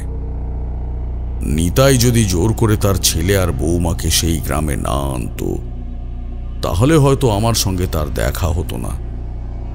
প্রথম রাত্রে সে আমার কাছে এলেও তারপরে কিন্তু সে আর আমার কাছে আসেনি, আর সেই রুদ্র রূপ আমি হয়তো নিজের চোখে দেখতে পেতাম না। আসলে নিমাই যদি এমন কিছু না করত তাহলে হয়তো যেটা হয়েছিল শোভনপুরে সেটাও হতো না। তাই নিমাই কেন এই কাজ করেছিল তা বলতে না পারলেও ভাগ্যের ফেরে যে এই কাজ তাকে দিয়ে করানো হয়েছিল সেটা বেশ বুঝতে পেরেছিলাম। এমনকি সন্দেহ হওয়ার পরেই নিমাই নিজে আমার কাছে এসে বলল, সাধু বাবা, জোর করে ভুল কিছু করে ফেললাম না তো? আমার বৌমার কোনো ক্ষতি হয়ে যাবে না তো? মনের জোর এনে যখন এমন সিদ্ধান্ত নিয়েছ তখন চিন্তা করো না, আমি আছি। তোমার বাড়িতে জাগ্রত কালী প্রতিমা রয়েছে, কোনো ক্ষতি হবে না, এ কথা আমি বলতে পারি। নিমাইয়ের চোখের কোণে জল চিকচিক করে উঠেছিল। নিমাই বলল, ওকে আমি নিজের চোখে দেখেছি সাধু বাবা। আমাদের গ্রামে একবার এক সাধু এসেছিল। ওই আমার বাড়ি থেকে একটু দূরে একটা ছোট ডোবার মতো আছে, তার গাছতলায় ছিল। রাতের বেলায় সেখান থেকে আমি একটা কি কারণে যেন ফিরছিলাম, হঠাৎ দেখি সেই সাধু বাবা চিৎকার করছে।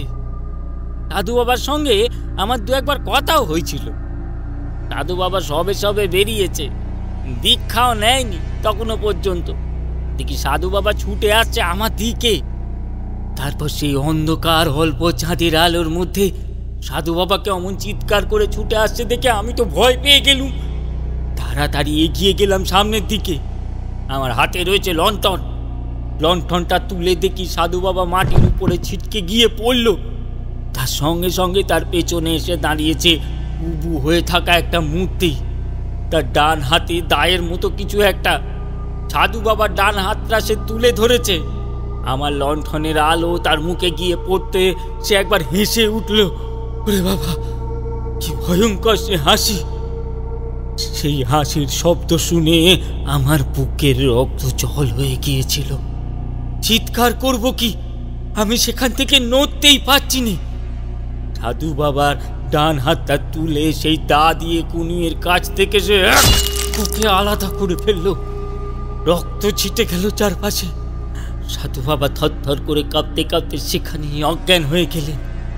কি করব বুঝতে না পেরে সেখান থেকে ছুটতে ছুটতে বাড়ি পর্যন্ত এসেই জ্ঞান হারিয়ে পেরেছিলাম। আমার বউ আমার ছেলে মিলে আমাকে তুলে নিয়ে গিয়েছিল ঘরে। সে রাতে সে আমাদের বাড়ির চারপাশে এসেছিল। এমনিতে সে কারোর ক্ষতি করে না, শুধু নতুন বউ আর গ্রামে কোনো সাধু এলেই তাদের উপর আক্রমণ করে। আমার কাছেও সে গিয়েছিল নিমাই, কিন্তু তেমন সুবিধা করতে পারেনি। হয়তো সুযোগ পেলে আমার ডান হাতটাও সে কেটে ফেলত, কিন্তু আমি তাকে তা করতে দিইনি। আজ রাতে কিছু একটা হবে, তার জন্য তৈরি হয়ে থেকো। এমন কিছু একটা হবে যেটা এর আগে কখনো হয়নি। নিমাই আমার মুখের দিকে একভাবে তাকিয়ে রইল। আমি নিমাইয়ের কাছ থেকে চলে গিয়ে একটা ঘরের মধ্যে বসে ধ্যানে বসলাম। মনে মনে মধুসুন্দরী দেবীকে স্মরণ করে চলেছি। অনেকক্ষণ হয়ে যাওয়ার পর দেখতে পেলাম আমি এসে পড়েছি সেই বরাকর নদীর তীরে। সেই গাছের গুঁড়ির ওপর বসে রয়েছি আমি। এদিক ওদিক তাকিয়ে দেখি গাছের গুঁড়িটার শেষ প্রান্তে বসে রয়েছেন মধুসুন্দরী দেবী। আমি বললাম, আমি এখানে আসার পর থেকে বারবার মনে হচ্ছে আপনি আমায় কিছু বলতে চাইছেন। কি বলতে চাইছেন দেবী? তারানাথ, ওই শক্তির সঙ্গে লড়াই করার ক্ষমতা তোমার কাছে নেই। দুনিয়াতে এমন অনেক অশুভ শক্তি আছে যার ক্ষমতা অনেক বেশি। তুমি তাকে আটকাতে পারবে, কিন্তু তাকে শেষ করতে পারবে না। আজ রাতে সে ওই বাড়িতে আসবেই। ওই মেয়েটির বাহাত কেটে নিয়ে যাওয়ার চেষ্টা করবে। তুমি তাকে আটকাতে গেলে তাতে কিন্তু গোটা পরিবারের ক্ষতি হতে পারে। কিন্তু এমন একটা ভয়ঙ্কর বিপদের কথা জানার পরেও তো আমি চুপ করে বসে থাকতে পারবো না দেবী। মাঝে মাঝে আমাদের এমন অনেক কিছু করতে হয় যা আমরা ভাবতেও পারি না। তুমি এই গ্রাম থেকে চলে গেলে ভালো করতে। শুধু শুধু এই গ্রামে এসে আজকে রাতে এমন একটা বিপদের মধ্যে পড়লে। আমি তোমায় রক্ষা করতে পারি তারানাথ, কিন্তু তোমার হয়ে অন্যদের সাহায্য করতে পারবো না এখানে। কারণ যে শক্তির সঙ্গে তুমি লড়াই করছো সে কোনো অশুভ শক্তি নয়। এমন একটা কথায় আমি অবাক হয়ে গেলাম। মধুসুন্দরী দেবীকে আমি তখনও দেখতে পাচ্ছি। নদীর জলে কুলকুল শব্দ শুনতে পাচ্ছি। আকাশে পূর্ণ চন্দ্র। চারপাশের প্রকৃতি যেন একটু অদ্ভুত হয়ে উঠেছে। একটু দূরে সেই সাধুর কুটির পর্যন্ত দেখা যাচ্ছে। বললাম, অশুভ শক্তি নয়, কিন্তু ও যে গ্রামের নতুন বউদের হাত কেটে নিয়ে যাচ্ছে, এমনকি সাধুদের পর্যন্ত ছাড়ছে না, তাহলে সে অশুভ শক্তি নয় এ কথা আপনি কি করে বলছেন? এখনো বুঝতে পারছো না? কারণ শুভ শক্তি যে মাঝে মাঝে এমন আচরণ করে যা অশুভ শক্তির থেকে ভয়ঙ্কর হয়ে যায়, সে কথা তুমি নিজেও তো ভালো করে জানো। তাহলে বিদ্যুৎ চমকের মতো আমার মাথার মধ্যে একটা ব্যাপার এসে ধাক্কা দিল। এই গ্রামে বাইরের দিকে একটা কালী মন্দির রয়েছে। তাছাড়া যেই গাছের গল্প জমিদার মশাই এমনকি নিমাইয়ের কাছে শুনেছি, ঠিক গাছটার কাছেও একটা পাথরকে কালী মূর্তি ভেবেই অনেকে পুজো করত এবং সেই গাছে লাল সুতো বাঁধত। তাহলে কি চমকের মতো ব্যাপারটা মাথায় আসার সঙ্গে সঙ্গে যেন একটা প্রচণ্ড ধাক্কা খেলাম। সঙ্গে সঙ্গে ঘর থেকে বেরিয়ে গেলাম। সন্ধ্যার অন্ধকার নেমে এসেছে, সবাই নিজের ঘরে ভয়ে ভয়ে রয়েছে। আমি তাড়াতাড়ি ঘর থেকে বাইরে বেরিয়ে এসে নিমাইয়ের বাড়িতে যে কালী মূর্তি রয়েছে সেইখানে গিয়ে দাঁড়াতেই আশ্চর্য হয়ে কালী মূর্তির দিকে তাকিয়ে দেখি তার দুটো চোখ কেমন যেন কালচে হয়ে গেছে। ঠিক সেই ভয়ঙ্কর মূর্তির দুটো চোখ আমি যেমনভাবে দেখেছিলাম ঠিক তেমনভাবেই। সঙ্গে সঙ্গে অনেকদিন আগে এক সাধুর কাছে শোনা এক গল্পের কথা মনে পড়ে গেল, কিন্তু তখন তা বলার মতো আমার সময় নেই। চিৎকার করে ডাকলাম, নিমাই নিমাই, তাড়াতাড়ি করো, তোমার ছেলে বৌমাকে এই গ্রাম থেকে এক্ষুনি বার করতে হবে, না হলে অনেক বড় বিপদ হয়ে যাবে। আমার চিৎকারে নিমাই ভয় পেয়ে গেল। নিমাই, নিতাই, নতুন বউ, বাড়ির সকলে আতঙ্কিত হয়ে ঘর থেকে বের হতে যাবে এমন সময় দেখতে পেলাম বাড়ির সদর দরজার কাছ থেকে হাঁটতে হাঁটতে ঢুকছে সেই মূর্তি। সামান্য ঝোঁকা সামনের দিকে, ডান হাতে দায়ের মতো জিনিসটা মাটির উপর থেকে দাগ কাটতে কাটতে এগিয়ে আসছে। তার মুখ থেকে বেরিয়ে আসছে এক অদ্ভুত গর্জনের মতো শব্দ। আমি সঙ্গে সঙ্গে কালী মায়ের মূর্তির দিকে তাকালাম। দেবীর মূর্তি দেখে মানুষ ভয় পায় খুব কম, কিন্তু আমি স্বয়ং তারানাথ তান্ত্রিক কালী মায়ের মূর্তির দিকে তাকিয়ে ভয় পেয়ে গেলাম। তার চোখের মণি কালো পাথরের মতো হয়ে উঠেছে, মুখের হাসিটা যেন বিস্তৃত হয়ে উঠেছে, তার লাল জিভটা টকটকে লাল হয়ে গেছে, সেই জিভ থেকে ফোঁটা ফোঁটা রক্ত পড়ছে নিচের দিকে। নিমাইয়ের চিৎকার শুনতে পেলাম প্রচণ্ডভাবে। আতঙ্কিত হয়ে তারা দৌড়াদৌড়ি করছে বলে মনে হলো। মন্দিরের দরজাটা তখনও খোলা রয়েছে। সেই দিকে ছুটে সামনে বেরোতে যাব, এমন সময় দরজাটা বন্ধ হয়ে আসতে লাগলো। শরীরের সমস্ত জোর দিয়ে ছিটকে বাইরে বেরিয়ে আসার সময় মনে হলো আমার পেছনে মন্দিরের দিক থেকে বেরিয়ে আসছে কেউ। বাইরে বেরিয়ে দেখি নিতাইয়ের নতুন বউয়ের একটা হাত সেই মূর্তিটা ধরে ফেলেছে। পেছন থেকে নিতাই, নিমাই, এমনকি তার স্ত্রী সবাই মিলে তাকে টানার চেষ্টা করছে। ভয়ঙ্কর গলায় সেই মূর্তিটা বলে উঠল, তোদের কাউকে আমি মারতে চাই না, চলে যা, চলে যা এখান থেকে, ওর বাঁ হাত আমি নিয়ে যাবই। এমন ভয়ঙ্কর দৃশ্যের সামনে আমি এর আগেও উপনীত হয়েছি, কিন্তু এই দৃশ্যটা তোমাদের বলে বোঝাতে পারবো না। আকাশে চাঁদের আলো নেই, অন্ধকার ছেয়ে রয়েছে। হ্যারিকেন জ্বলছে বারান্দার কাছে, পাশাপাশি দুটো। সেই হ্যারিকেনের আলোতে অতগুলো মানুষ আর এই ভয়ঙ্কর মূর্তির মধ্যে যেন দড়ি টানাটানি লড়াই চলছে। মাঝখানে পড়ে রয়েছে নিতাইয়ের নতুন বউ। মাঝে মাঝে চিৎকার করছে, আমায় ডাকছে, কখনো কখনো বাকিদের ডাকছে, আর তার হাত প্রচণ্ডভাবে টেনে চলেছে সেই মূর্তিটা, আর তার সেই দায়ের মতো জিনিসটা মাথার উপরে তুলে ফেলেছে। যে কোনো সময় সে বসিয়ে দেবে, কিন্তু বাকিরা মাঝে মাঝে টানতে টানতে তাকে বারান্দার ভেতরে ঢুকিয়ে ফেলছে বলে সে মারতে পারছে না। কপালে যা থাকে তাই ভেবে আমি ছুটে গেলাম। গিয়ে মধুসুন্দরী দেবীর নাম স্মরণ করে সেই বিভৎস মূর্তির পায়ের কাছে লুটিয়ে পড়লাম। বললাম, ওরা ভুল করেছে, ওদের তুমি ছেড়ে দাও, ওরা অনেক বড় ভুল করে ফেলেছে, ওরা কিছুই বুঝতে পারেনি, তুমি ওদের ছেড়ে দাও। কথাটা বলেই আমি মাথা তুললাম, দুটো হাত জড়ো করা। সেই ভয়ঙ্কর মূর্তি তখন নিতাইয়ের বউয়ের হাত ছেড়ে দিয়েছে। এক হাতে খাড়া মাথার উপরে উঠে রয়েছে, অন্য হাতটা আমার সামনে। মুখটা বিভৎস, কালো কুচকুচে গায়ের রং, কালো পাথরের মতো তার চোখের দৃষ্টি, মুখে সেই বীভৎস দাঁতের সারি। তার মুখ থেকে অদ্ভুত গর্জন বেরিয়ে আসতে লাগলো। তার হাতের ওই খাঁড়া যে কোনো মুহূর্তে আমার মাথা বরাবর নেমে আসতে পারে, আর তাহলেই সবকিছু শেষ হয়ে যাবে। কিন্তু এছাড়া আমার কাছে আর কোনো উপায় ছিল না। মধুসুন্দরী দেবী শেষের দিকে যেন আমার মাথার মধ্যে আস্তে আস্তে বলল, নিয়মের বাইরেও মাঝে মাঝে অনেক কিছু হয় তারানাথ। ওই একটা উপায়ে তাকে আটকানো যাবে।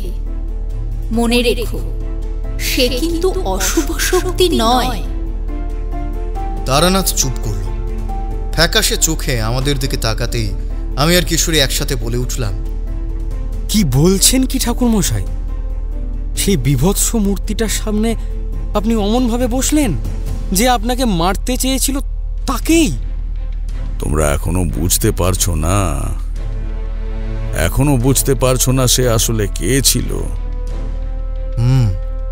একটু যেন বুঝতে পারছি, কিন্তু সেটা কি করে হয়? কোনো দেবী মূর্তি অমনভাবে অমন রূপ নিয়ে? একটু পরে তোমাদের বলছি আসল ব্যাপারটা, আগে শোনো। তখন তো আমার সামনে এসে দা নিয়ে দাঁড়িয়ে রয়েছে সে। আমার গলায় সেটা বসিয়ে দেবে কিনা বুঝতে পারছি না। এমন সময় সে মুখ তুলে তাকালো কালী মন্দিরের দিকে। সঙ্গে সঙ্গে আমিও তাকালাম। কালী মন্দিরের দিক থেকে একটা সাদা আলো যেন আমার চোখ ঝাপসা করে দিল। সকলেই চোখে হাত দিয়েছে। আর তারপরে একটা বীভৎস গর্জন শুনতে পেলাম। একটা হাত নেমে এলো আমার ঠিক ডান হাতের কাছে। ডান হাতটা সে চেপে ধরল। বেশ বুঝতে পারছি এক্ষুনি আমার ডান হাতটা কাটতে চলেছে সে।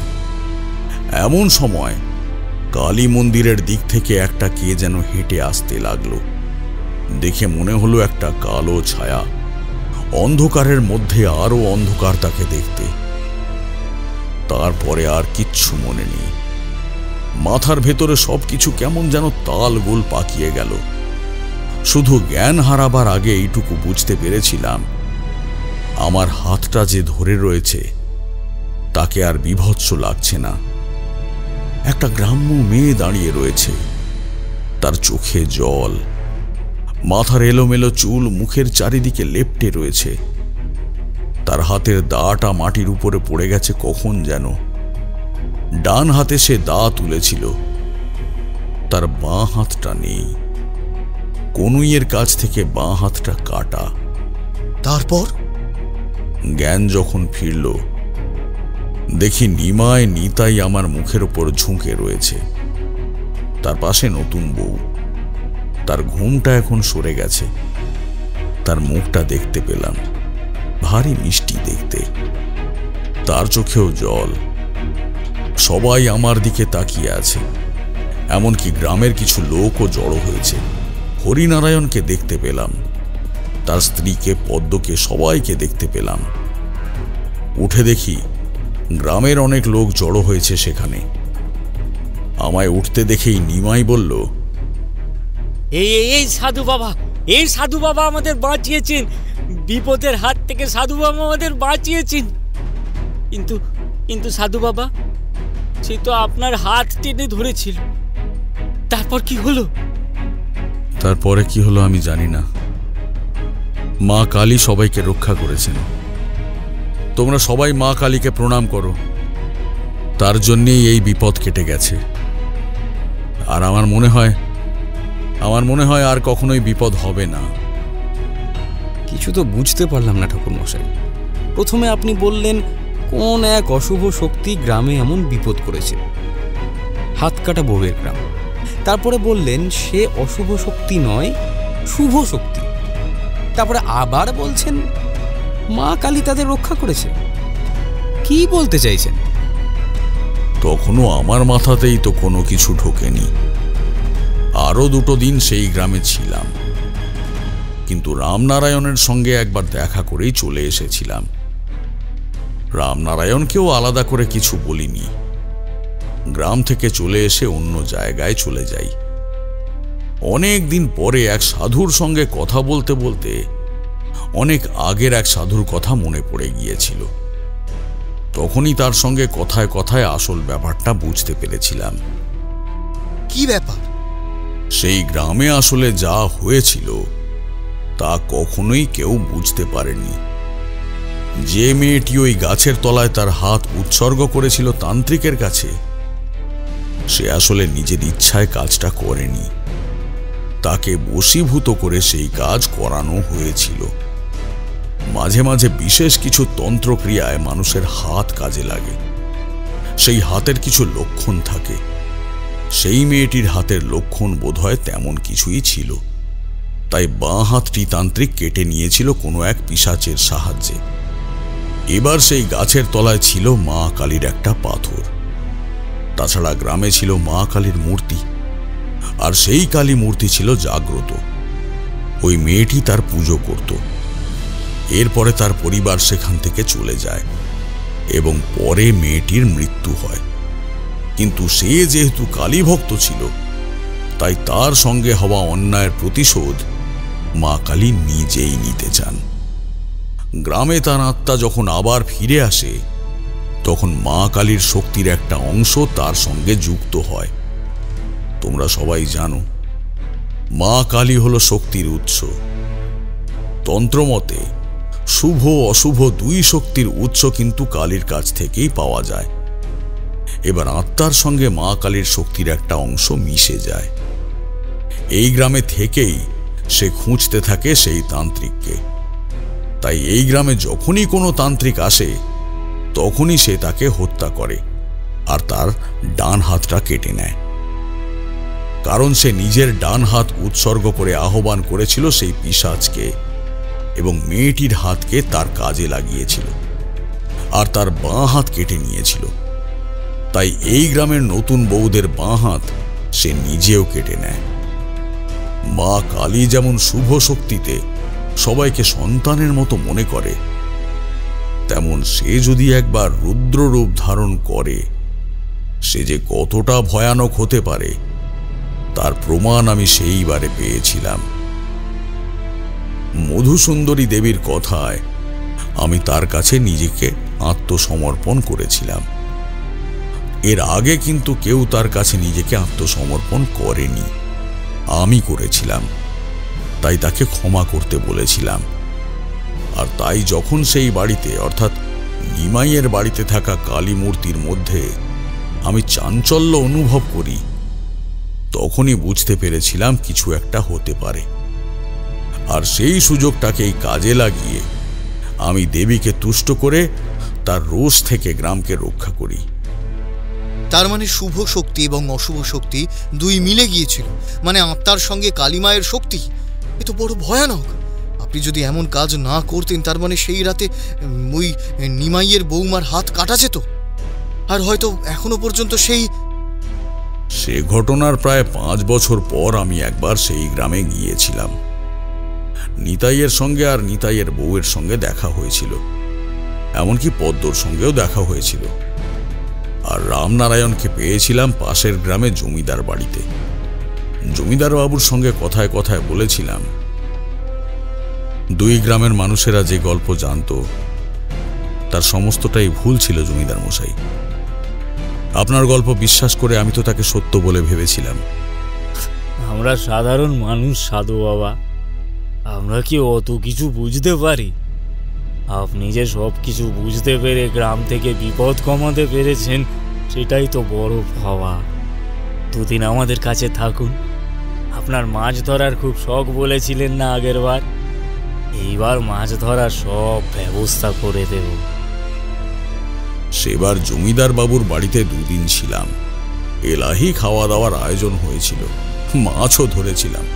ভাবতে পারো, আমি পথে পথে ঘুরে বেড়াই, সাধু সঙ্গ করি, তন্ত্র সাধনা করে বেড়াই। সেই আমি জমিদারের কাছে 2 দিন বসে বসে মাছ ধরেছিলাম। হ্যাঁ, মাছও ধরেছিলাম অনেক। একটা ব্যাপার অনুভব করেছিলাম, বিপদ মাথায় নিয়ে কোনো গ্রামে একটা দিন থাকতে কেমন কষ্ট হয়, অথচ সেই গ্রামেই খুশি মনে 2 দিন যে কোথা দিয়ে পার হয়ে গেছিল তা আমি জানি না। নিতাইয়ের বউ আমার সঙ্গে দেখা করে প্রণাম করেছিল, বলেছিল, সেদিন যখন ও আমার হাত ধরল তখন তো আমি ভয় পেয়ে গিয়েছিলাম। ভেবেছিলাম এই বোধহয় সব শেষ হয়ে গেল, কিন্তু আপনি আমায় বাঁচিয়েছেন তার হাত থেকে। মা কালী আর আপনি আমায় বাঁচিয়েছেন। ইচ্ছে করেই দুই গ্রামের কাউকে আসল সত্যি কথাটা আমি বলিনি, একমাত্র জমিদার মশাইকেই বলেছিলাম। কারণ আমি জানতাম যে জমিদার মশাই সে কথা কাউকে বলবে না। আমরা উঠে পড়লাম। হাত কাটা বউয়ের গ্রামের গল্প শুনতে শুনতে সেই লোকটার কথা মনে পড়ছিল বারবার। তার হাতে কি যেন একটা হয়েছিল। যাই হোক না কেন, হাত কাটলে বড় কষ্ট হয়। তারানাথ সে গ্রামে যাওয়ার আগে পর্যন্ত এমন বিভৎস ঘটনা কতবার ঘটেছে। পথে নেমে কিশোরী একটু উসুস করছে দেখে বললাম, কি ব্যাপার কিশোরী, কি হয়েছে? কিশোরী একটু ভেবে নিয়ে বলল, ঠাকুরমশাই যা বললেন তার মানে সেই মেয়েটির আত্মার সঙ্গে দেবী কালীর কোনো একটা অংশ জুড়ে ছিল। মানে দেবী কালীর অংশ বলতে শুনেছি তো কালীর কাছেও অনেক ভূত প্রেত এরকম অনেক কিছু থাকে, এমনই কোনো এক শক্তি কি? কিন্তু সেই শক্তি তো প্রথম দিন তারানাথকে মারতে চেয়েছিল। প্রথম দিন ঠাকুরমশাই তাহলে তাকে চিনতে পারলেন না কেন? মনে মনে হেসে বললাম, বিপদ বুঝলে, বিপদ মাথায় থাকলে তখন বন্ধুকেও শত্রু বলে মনে হয়। তেমনটাই হয়তো হয়েছিল তারানাথের। যাই হোক, বিপদ তো কেটেছিল। চলো চলো, ওই দেখো সেই লোকটা, ওই লোকটাকে দেখেছিলাম না আসার সময়? সত্যি সেই লোকটা ট্রাম রাস্তার কাছে দাঁড়িয়ে আছে। আমরা তাড়াতাড়ি এগোতে লাগলাম। লোকটা আমাদের দেখে হাসল। একটা ট্রাম আসতে শুরু করেছে। আমরা ট্রামের দিকেই গেলাম। লোকটা সেটা বুঝতে পারল। তার মুখের হাসিটা কেমন ম্লান হয়ে গেল। দুটো হাত তুলে সে আমাদের বিদায় জানাবার ভঙ্গি করল। হায় রে, তার হাত থাকলে হয়তো আমরাও হাত নাড়াতাম, পারলাম না। সামান্য হেসে আমরা উঠে পড়লাম। সেই মুহূর্তেই মনে পড়ল পদ্মর কথা। তারানাথ বলেছিল পদ্ম সবসময় ঘোমটার আড়ালেই থাকে, ঘোমটা সহজে সরায় না। বুঝতে পারলাম কেন সরায় না। একটা হাত কাটা, সেই দৃশ্যটা কাউকে দেখাতে তার বোধহয় লজ্জা এবং কষ্ট দুটোই হয় একসাথে। আমরা ফিরতে লাগলাম বাড়ির দিকে, আর ঠিক তখনই আবার ঝমঝম করে বৃষ্টি নামল।